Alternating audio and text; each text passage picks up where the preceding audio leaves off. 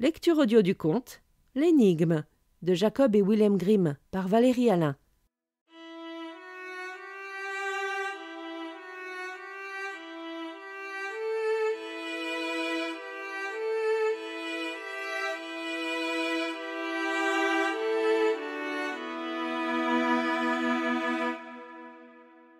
Il était une fois un fils de roi qui eut envie d'aller de par le monde et qui n'amena avec lui qu'un seul serviteur qui lui était dévoué. Un jour il arriva dans une grande forêt, et quand vint le soir, il ne put trouver d'auberge, et ne savait pas où passer la nuit. Il vit alors une jeune fille se diriger vers une petite maisonnette. Il s'approcha, vit qu'elle était jeune et belle, et s'adressa à elle en ces termes. « Chère enfant, puis-je trouver avec mon serviteur un abri pour la nuit dans cette petite maison ?» « Certes oui, répondit la jeune fille d'une voix triste, mais je vous le déconseille, n'y entrez pas. »« Pourquoi donc ?» demanda le fils du roi. « Ma marâtre s'adonne à la sorcellerie, elle n'aime pas les étrangers. » Le fils du roi comprit alors qu'il était arrivé à la maison d'une sorcière.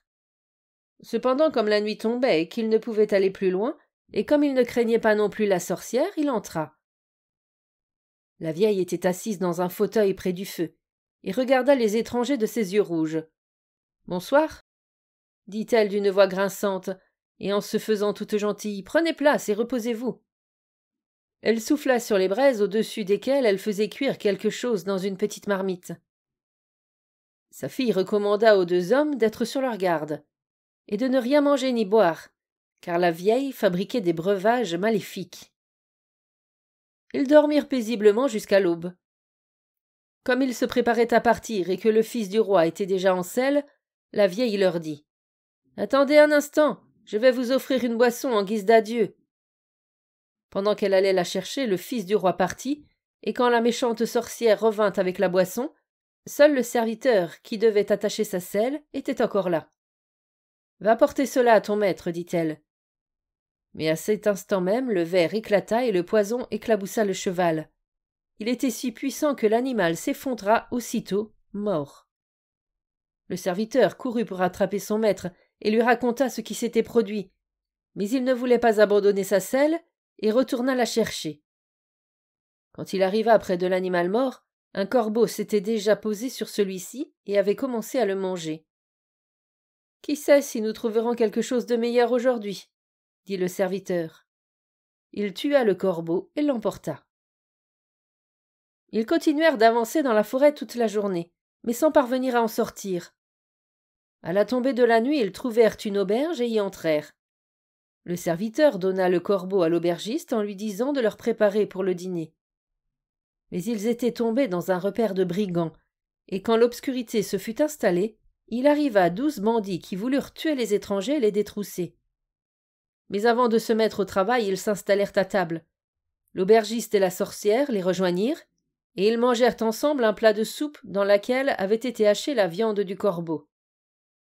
À peine en eurent-ils avalé quelques bouchées qu'ils tombèrent tous morts, car le poison s'était transmis de la viande du cheval au corbeau. Il ne restait donc plus âme qui vive dans la maison, hormis la fille de l'aubergiste qui était honnête et n'avait pas participé à ces choses impies. Elle ouvrit toutes les portes aux étrangers et leur montra les trésors accumulés.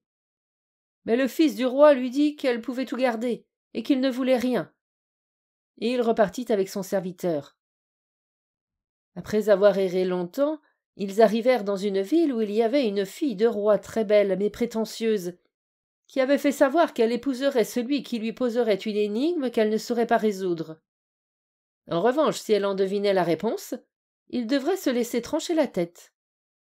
Elle avait 3 jours pour réfléchir, mais elle était si intelligente qu'elle réussissait toujours à résoudre les énigmes avant la fin du temps imparti. 9 hommes avaient ainsi perdu leur vie quand le fils de roi arriva. Aveuglé par la beauté de la fille du roi, il voulut mettre sa vie en jeu. Il se présenta donc devant elle et lui proposa une énigme. « Je ne tue personne et j'en tue quand même 12. Qui suis-je » Elle ignorait ce que c'était. Elle réfléchissait, sans parvenir à trouver la réponse. Elle ouvrit ses livres d'énigmes, mais la réponse ne s'y trouvait pas. En un mot, toute sa sagesse était épuisée. Ne sachant que faire, elle ordonna à sa servante de se glisser dans la chambre de ce monsieur pour écouter ses rêves, se disant qu'il parlait peut-être dans son sommeil et qu'il révélerait peut-être la réponse à l'énigme. Mais le serviteur avisé avait pris la place de son maître dans le lit, et quand la servante entra, il lui arracha le manteau dans lequel elle s'était enveloppée et la chassa à coups de bâton. La deuxième nuit, la fille du roi envoya sa femme de chambre pour voir si celle-ci aurait plus de chance. Mais le serviteur lui prit son manteau, à elle aussi, et la chassa, elle aussi, à coups de bâton. À présent, lorsque vint la troisième nuit, le maître se crut en sécurité et se coucha dans son lit. La fille du roi vint en personne, drapée dans un manteau gris comme le brouillard, et s'assit près de lui. Et quand elle le crut endormi et en train de rêver, elle se mit à lui parler dans l'espoir qu'il lui répondrait dans son sommeil, comme beaucoup le font. Mais il était réveillé, et entendait et comprenait tout parfaitement. Elle lui demanda donc « Je ne tue personne, qu'est-ce que c'est ?» « Un corbeau qui a mangé de la viande d'un cheval mort empoisonné, et qui en est mort, » répondit le fils de roi. « Et j'en tue quand même 12, qu'est-ce que c'est ?» poursuivit-elle. « Ce sont 12 brigands qui ont mangé le corbeau et qui en sont morts. » À présent qu'elle avait la réponse à l'énigme, la fille du roi voulut s'en aller discrètement, mais il retint son manteau, si bien qu'elle fut obligée de l'abandonner. Le lendemain matin, la fille du roi annonça qu'elle avait trouvé la réponse. Elle fit venir les 12 juges et résolut l'énigme devant eux. Mais le jeune homme parvint à obtenir une audience et dit « Elle est venue me voir pendant la nuit et m'a demandé de lui donner la réponse.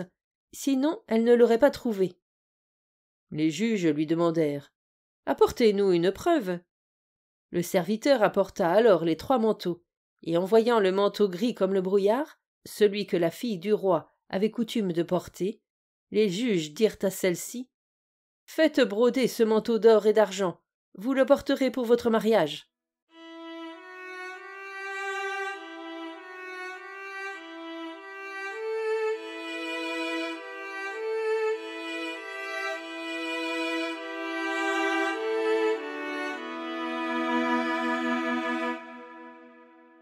Fin de la lecture du conte L'énigme.